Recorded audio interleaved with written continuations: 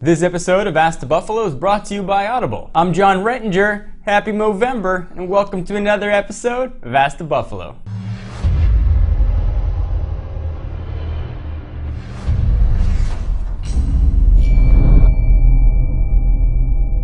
So welcome back to another episode of Ask the Buffalo. It's where you get a chance to ask me, John Rettinger, anything you want from the wide world of technology. If you got a question about your laptop, when you should buy a new one, ask.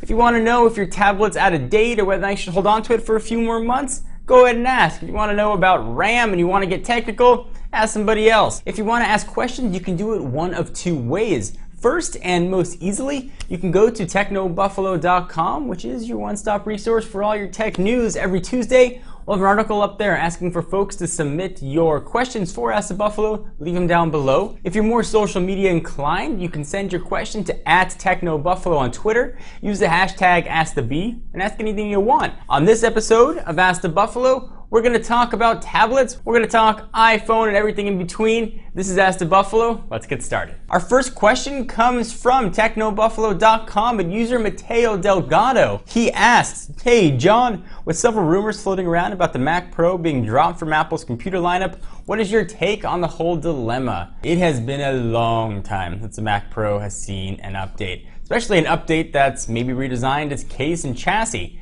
There have been rumors floating around that Intel's new line of processors were just about coming ready to make it into the Mac Pro. If you don't know what the Mac Pro is, it's the big professionally geared tower that Apple offers. Doesn't have a monitor, it's not an iMac, it's not the tiny little Mac Mini. It's that big guy you see in the Apple Store or online. There's now been recent rumors circulating that Apple's getting ready to drop the Mac Pro line. If you're looking to get a Mac Pro, if you're a professional, don't worry. I'm going to say a big false stamp, false, on those rumors.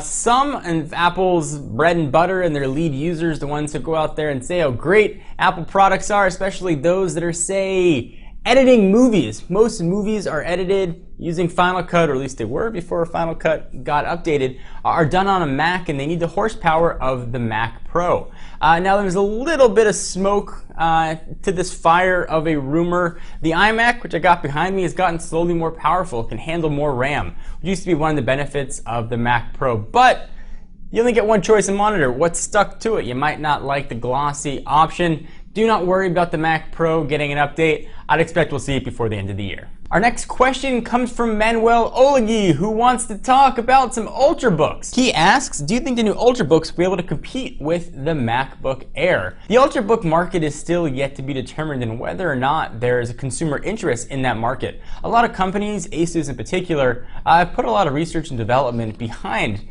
these Ultrabooks, and they've worked very closely with Intel for what qualifies and quantifies as an Ultrabook. I think this holiday season is going to determine if Ultrabooks are not only going to compete, but are going to be a very dominant slice of the laptop industry. I think that they are extremely portable. They've got i5, I'm doing like a politics thing. They've got an i5 processor in there. So they'll be extremely well spec'd, decent battery life. I think Ultrabooks are really going to appeal to those folks that do a lot of traveling, perhaps students that don't want to sacrifice power for performance and are possibly willing to pay a bit of a price premium. So yes, I absolutely think they're going to be able to compete. I think they're going to be able to compete even better after we see a strong consumer demand expected for this holiday season. Our next question comes from user DylanKit6, who wants to talk tablet. He asks simply, iPad 2 or Zoom? Dude, not even Zoom 2 or the Zoom 2 Media Edition? The original Zoom versus the iPad 2?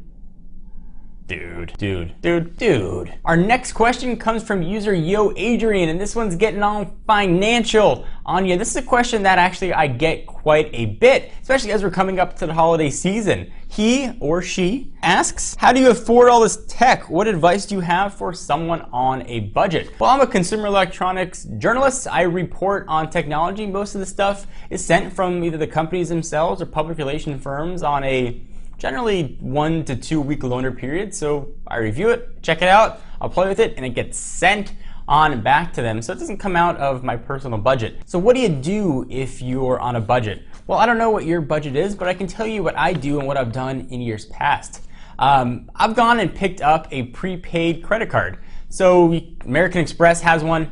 You go ahead, you pick up one of these prepaid credit cards, you put on a set amount of money that you want to spend on a particular product, or say for the holidays, if you want to spend $300 for everyone, put $300 on this card. You can go ahead and you're set. You cannot spend more than that limit. Holidays aren't about going over your head and getting into debt. It's about doing something nice for someone that you care about, and it doesn't matter how much money you spend. So if you're worried about how much money you're going to spend on yourself on tech, try picking up one of these prepaid credit cards.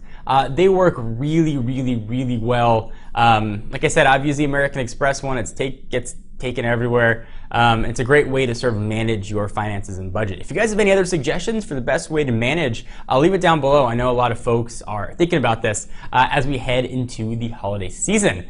Speaking of holiday season and not smooth transitions, I want to go ahead and thank our friends and sponsors at Audible who keep these gears moving, who keep the lights on, the air conditioning flowing. Audible.com, chances are most of you know about them, is the leading provider of downloadable digital audiobooks and spoken word entertainment.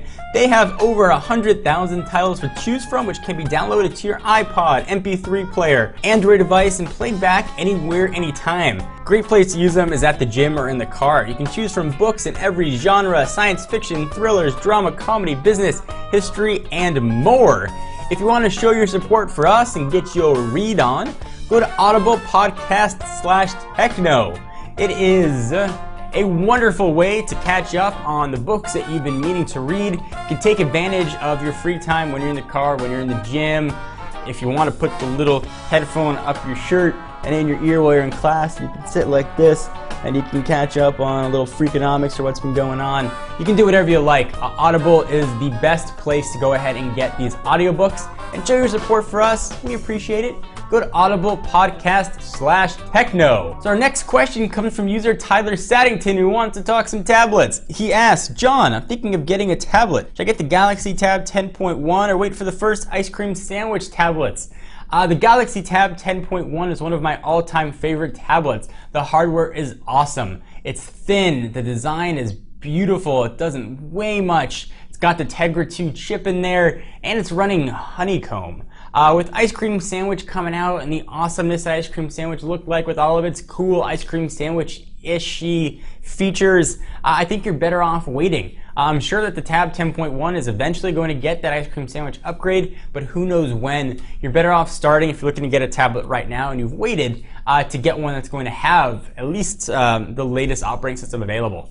So that would be my advice. If you can wait, if you need to get a tablet today and you don't know when the Ice Cream Sandwich tablets are coming out, which we don't know yet, the Tab 10.1 is an awesome choice and you won't be disappointed with it. It's like choosing between awesome and great. They're both good choices. Or choosing between like Reese's and M&M's. They are both delicious. So hope you guys enjoyed this episode of Ask the Buffalo. If you like it, we are live on Revision 3 every Monday. You can check out a new episode of Ask the Buffalo.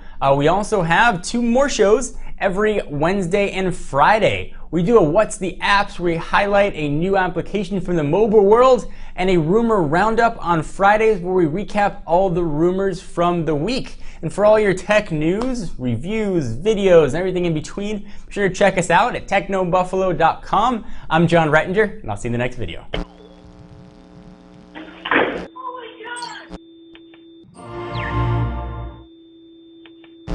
This episode of Ask the Buffalo is brought to you by Audible and my necessarily deep fake voice. This episode of Ask the Buffalo is brought to you by Audible and my Sean Ani impression.